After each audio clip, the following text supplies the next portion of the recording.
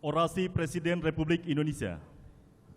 Yang terhormat Bapak Insinyur Haji Joko Widodo, kami silakan untuk menyampaikan orasi Dies Natalis ke-60 Universitas Padjadjaran.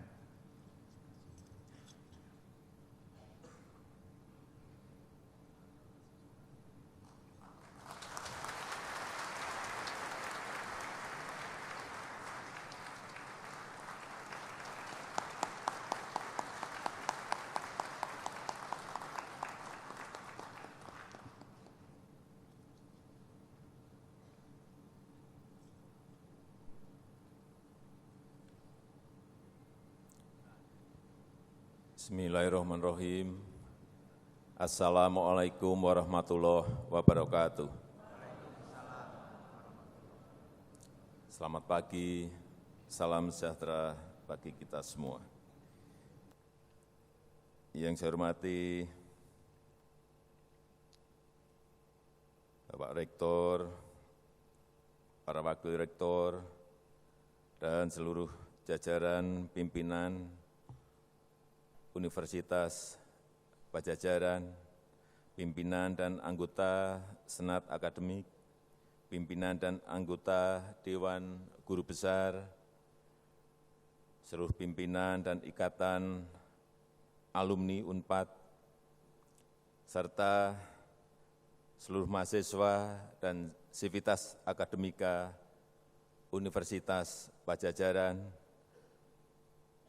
Yang saya hormati Wakil Gubernur Jawa Barat, beserta Kapolda dan Pangdam. Yang saya hormati para Menteri, Kabinet Kerja yang hadir. Pada hari ini kami bersama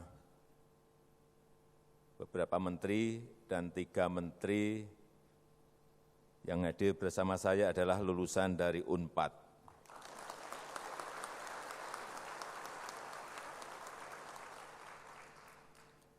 Menkom Info Pak Rudiantara,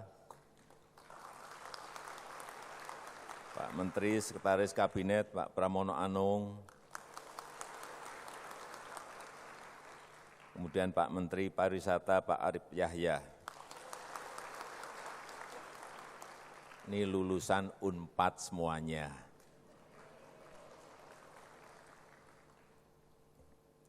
Hadirin dan undangan yang berbahagia, di mana-mana selalu saya menyampaikan mengenai perubahan global, perubahan dunia yang begitu sangat cepatnya, sangat cepat. Dan menurut saya, siapa yang bisa mengantisipasi dan menyiapkan menghadapi perubahan-perubahan itu, yang pertama yang paling siap adalah perguruan tinggi, adalah universitas. Sehingga setiap masuk di universitas perguruan tinggi selalu saya sampaikan ini. Kita melihat perubahan itu begitu sangat cepatnya. Misalnya internet kita baru belajar, sudah keluar lagi mobile internet. Mobile internet kita baru belajar, muncul lagi artificial intelligence. Perubahan-perubahan seperti ini yang kalau tidak kita antisipasi bisa berbahaya bagi kehidupan bangsa dan negara kita, terutama dalam kita bersaing berkompetisi dengan negara-negara lain. Kita lihat misalnya Elon Musk sudah mengeluarkan Hyperloop, memindahkan orang dari satu tempat ke tempat lain dengan begitu sangat cepatnya. Mengeluarkan Tesla, mobil fantastik masa depan, mobil listrik. Sudah menyampaikan gagasan mengenai SpaceX, bagaimana mengelola ruang angkasa dan dipakai sebesar-besarnya untuk kemanfaatan manusia. Masalah yang berkaitan dengan pembayaran, juga perubahannya begitu sangat cepatnya. Kita melihat PayPal belum masuk ke Indonesia, sudah keluar lagi Alipay. Ini sudah berjalan. Dan menurut saya sebentar lagi juga akan masuk ke Indonesia. Hal seperti ini nggak bisa kita cegah, nggak bisa kita tolak. Nanti pembayaran, kalau sekarang mungkin kita 90% masih bayaran cash atau pakai kartu kredit. Tapi saya nggak pernah memiliki kartu kredit. Ini saya nyoba kartu kredit aja belum pernah, ini sudah keluar PayPal, sudah keluar Alipay. Nanti dengan gawai, dengan gadget, dengan smartphone kita beli apa diminta, di tik, tik, tik, tik, tik, duit kita di bank hilang. Inilah perubahan teknologi yang begitu sangat cepatnya. Bapak Ibu saya kira juga sudah banyak mengalami sekarang. Saya pun sekarang kalau mau beli sate, enggak usah saya pergi ke tukang sate. Saya pesan ke GoFood datang setengah jam setelah itu. Pesan gado-gado juga sama. Enggak usah saya pergi ke warung gado-gado. Saya minta GoFood belikan gado-gado di alamat ini, setengah jam datang. Inilah perubahan-perubahan yang harus kita antisipasi. Ini akan merubah landscape politik global. Dan semua kepala negara sudah menyadari ini. Setiap pertemuan, konferensi, summit selalu yang dibicarakan ini. Landscape politik global pasti berubah.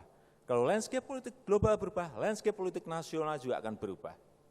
Landscape politik nasional berubah, landscape politik daerah juga akan berubah. Landscape ekonomi juga akan berubah. Global, kemudian ke nasional, kemudian ke daerah. Inilah yang saya ingin perguruan tinggi, terutama pada siang hari ini, Universitas Padjadjaran juga ikut mengantisipasi hal-hal yang berkaitan dengan perubahan-perubahan yang sangat cepat ini.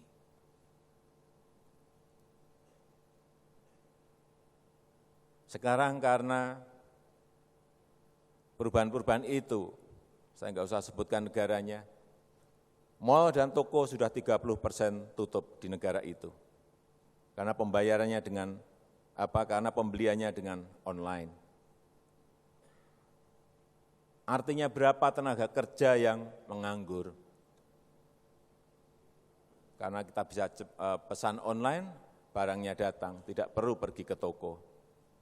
Lebih murah, lebih cepat. Apa antisipasi yang harus kita siapkan? Ya kita harus berani berubah. Bertahun-tahun saya melihat universitas kita, fakultasnya mohon maaf, juga tidak berubah. Fakultas ekonomi saya datang ke beberapa universitas sama, jurusannya pasti manajemen, pembangunan, akuntansi, 3 ini mesti wajib ada, benar enggak? Saya enggak tahu di Universitas Padjadjaran, apakah 3 itu Pak Rektor? Sama. Padahal yang dibutuhkan sekarang mestinya, kenapa tidak? Kita berani merubah. Fakultas ekonomi itu menjadi misalnya, fakultas atau jurusan logistik manajemen, retail manajemen, toko online atau online store. Karena memang dunia ini sudah berubah. Ini yang harus kita antisipasi. Kalau tidak, kalah kita kompetisi dengan negara-negara lain.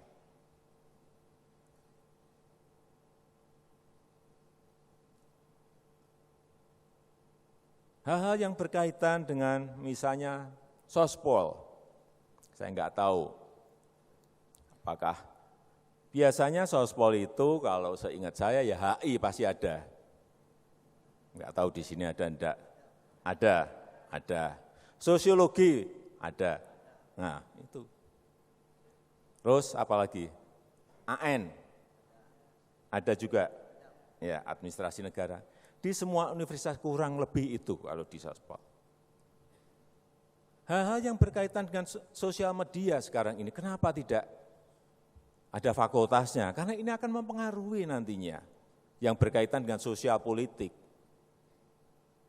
Karena interaksi individu dengan individu, orang dengan orang, sekarang semuanya lewat sosial media. Sebentar lagi 5-10 tahun yang akan datang, yang namanya generasi Y, generasi milenial, itulah nanti yang akan mendrive perubahan itu. Mereka yang akan menentukan pasar, mereka yang akan mempengaruhi politik, mereka yang akan mempengaruhi ekonomi. Semua negara sudah membicarakan itu. Kita juga harus menyiapkan menuju ke arah itu. Karena perubahan ini transisi. Semua negara juga sudah mengeluhkan. Saya ketemu Perdana Menteri, ketemu Presiden, ketemu Raja, ketemu Emir semuanya. Presiden Jokowi, bagaimana media sosial di Indonesia? Kejem apa enggak? Wah, kalau di Indonesia kejem banget, saya jawab. Negara-negara sekarang ini yang bisa mengendalikan medianya, tapi tidak bisa mengendalikan media sosialnya, enggak bisa. Media mainstream bisa dikendalikan, tapi media sosial tidak. Enggak bisa. Kalau dia punya platform sendiri, ya mungkin bisa. Tapi hampir semua negara tidak bisa mengendalikan ini. Semua mengatakan kepada saya, yang dekat-dekat saja. Singapura, Malaysia, yang agak jauh, Iran. Presiden Rohani menyampaikan kepada saya juga kaget.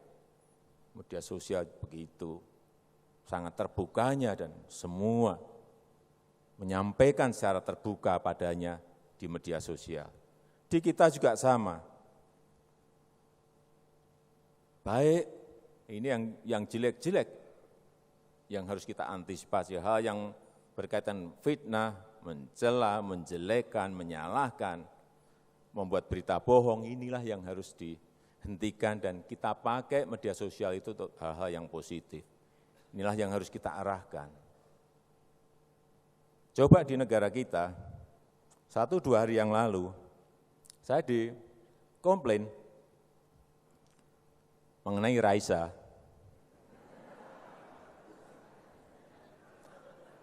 Pak Presiden, ini satu lagi aset Indonesia, lepas ke tangan asing. Karena ternyata suaminya itu orang Australia.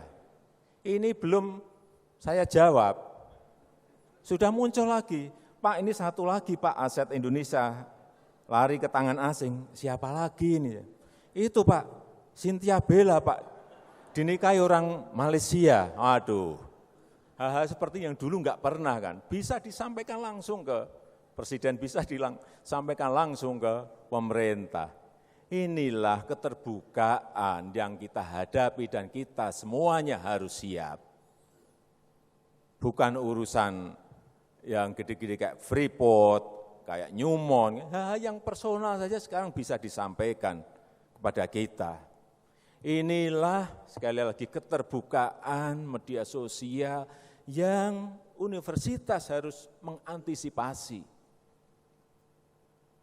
harus menyiapkan SDM-SDM kita untuk bertarung dalam persaingan, bersaing dalam kompetisi. Kalau tidak akan sangat berbahaya.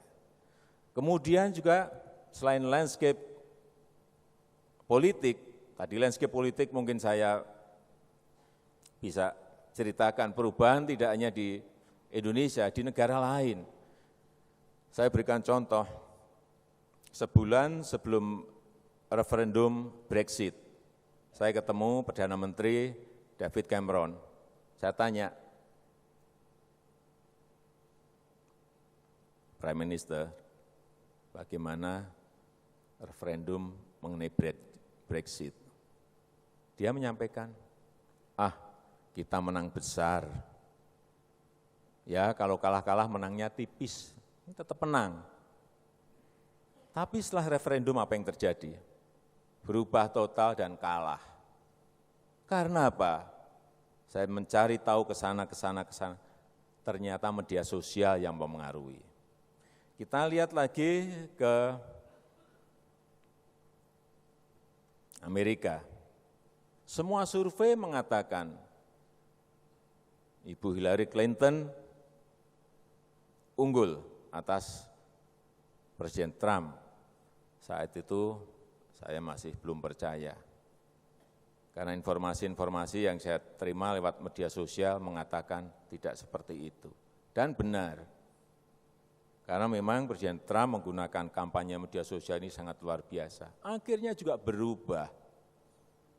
Inilah hal-hal yang berkaitan dengan media sosial, mestinya UNPAD ini memiliki fakultas media sosial. Fakultas media sosial, jurusannya meme. Kenapa tidak? Jurusannya animasi, kenapa tidak? Karena ke depan itu nanti yang akan kita hadapi. Itu yang akan kita hadapi. Sekarang boleh kita tertawa seperti ini, tapi nanti yang akan kita hadapi itu, bukan yang lain.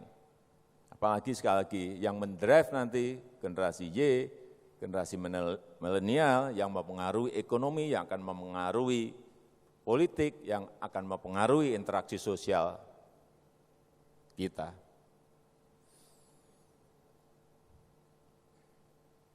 Oleh sebab itu, mestinya sebagai agen terdepan perubahan, agen terdepan pembangunan, universitas harus juga mengantisipasi adanya perubahan-perubahan itu. Sekali lagi, dunia berubah sangat cepat, teknologi berkembang sangat cepat, lalu lintas informasi dan pengetahuan juga berjalan begitu sangat cepatnya. Inovasi-inovasi disruptif tersebut bukan hanya membawa perubahan parsial yang gradual, tetapi perubahan yang fundamental. Sekarang kita berada pada posisi transisi. Bukan hanya di negara maju dan kota besar, tapi juga sudah berkembang ke pelosok desa. Kita ingat, hampir sekarang seluruh tanah air sudah bisa dijangkau oleh internet.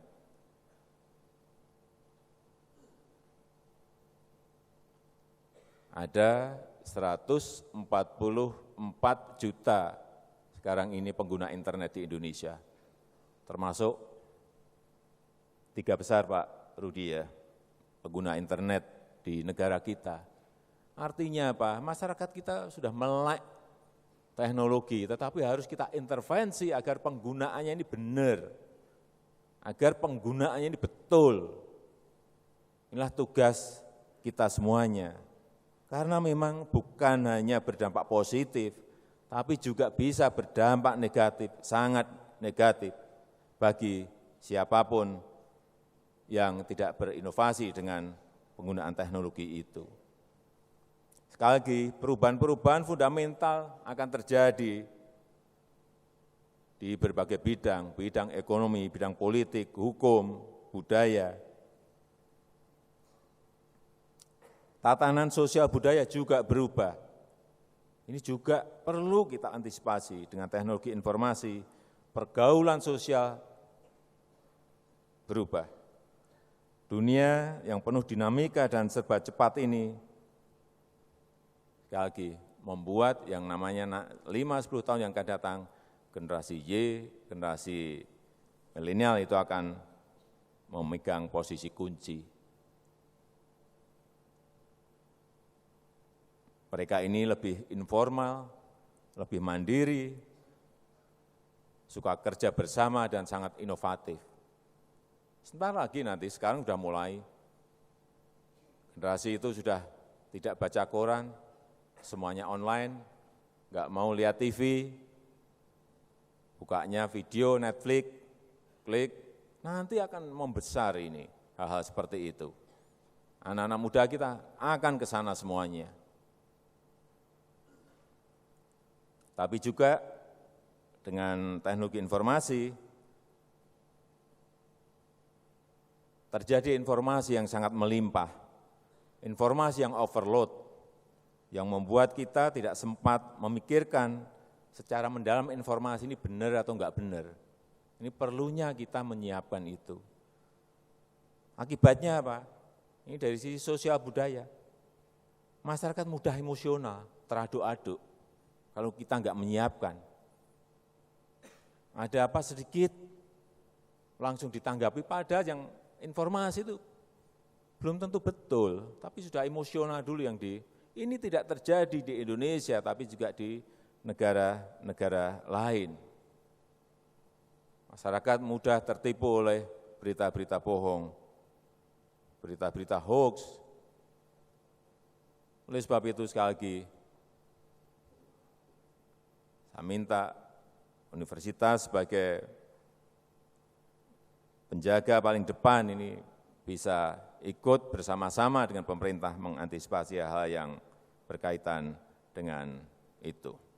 Dan untuk mengantisipasi itu, minggu yang lalu kita juga sudah mengeluarkan peraturan presiden mengenai penguatan pendidikan karakter. Ini penting sekali, karena orang sekarang mau ngambil informasi apa dari negara mana sangat mudah sekali sekarang ini.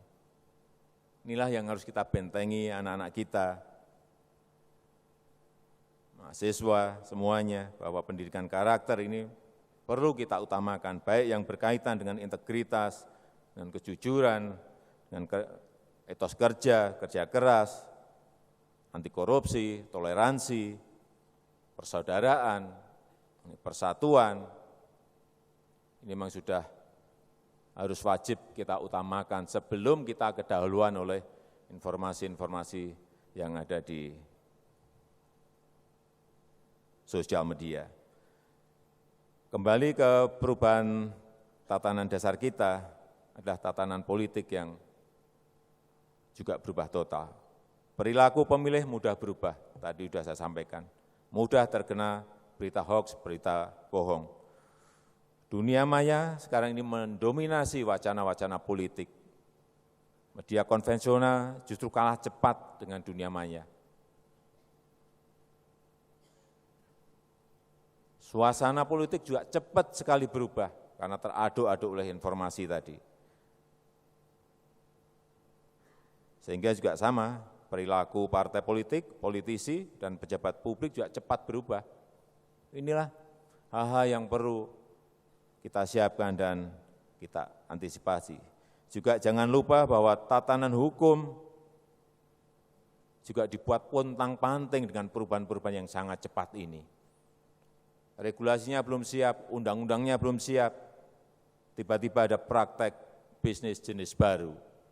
Ada model kontrak yang belum dikenal sebelumnya, banyak sekali sekarang ini. Ada bentuk-bentuk kejahatan yang tidak ada dalam peraturan yang kita punyai. Ini tugasnya Fakultas Hukum. Dengan praktek bisnis dan teknologi baru, tiba-tiba terjadi praktek bisnis yang tidak fair. Banyak sekali sekarang ini. Ini karena perubahan-perubahan adanya media sosial. Dan yang pasti masih banyak lagi inovasi-inovasi baru yang membutuhkan aturan baru, membutuhkan regulasi baru. Oleh sebab itu hukum harus kita paksa juga untuk mengejar inovasi-inovasi yang ada untuk mengantisipasi perubahan-perubahan itu. Saya kira itu yang bisa saya sampaikan dalam kesempatan yang baik ini. Sekali lagi saya mengucapkan selamat hari jadi yang ke-60 Universitas Padjadjaran. Selamat berjuang memimpin perubahan untuk lompatan kemajuan bangsa dan negara. Terima kasih. Wassalamualaikum warahmatullahi wabarakatuh.